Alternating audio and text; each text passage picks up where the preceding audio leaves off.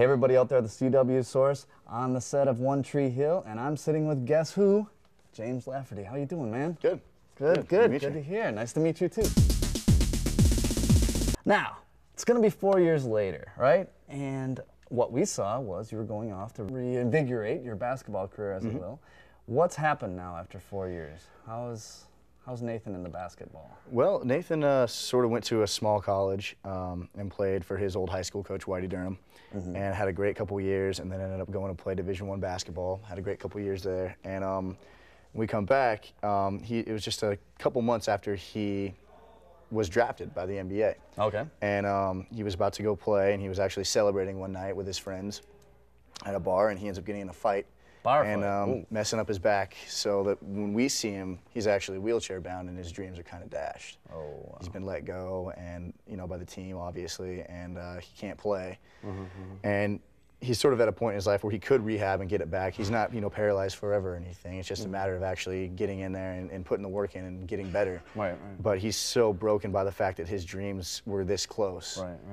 And then they just kind of went away, and he lost everything. And so it puts him in a really sort of, I guess, a volatile headspace. How is that to play the more intense drama in sort of in a confined space or a broken space? I mean, yeah, it's different. I mean, Nathan's always had this kind of angst that came from his precarious family life, and right.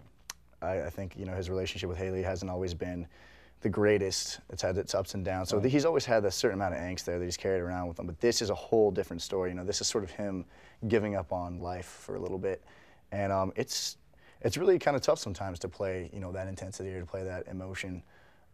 It can take its toll, but it's definitely rewarding when you get to see the finished product. Right. Now, do you think like maybe a parallel could be that Nathan follows in Dan's footsteps, whereas Lucas is following Keith's? Is that how we're going to see this play out? A little bit. It's definitely going to go down that road. There's definitely going to be that threat. And we've only shot so many episodes so far, so I don't even really know where he's going to end up. But there's always that threat there for Nathan. There's always that sort of person inside of him that can let go and be less than what he is now. And if he does that, then he would certainly, follow in Dan's footsteps or something like that. Actors only know what they've read on the script. What's a more exciting moment for you, when you get the script or when you see it on TV? A more exciting moment for me, I would say, is probably when. That's a good question. I mean, I think for me, it's hard to choose between the two, because really you're sort of, in one sense, you're getting to see the way that everything looks as opposed to the way that you pictured it, or the way that you really maybe wanted it to look or thought it was going to look. And in the other sense, you're actually figuring out what story you're going to play or what's going to actually happen to these characters that you've invested yourself in. Right. So they're both really exciting in those dynamics. I'd say it's almost impossible to choose. It's a toss-up, right? Yeah.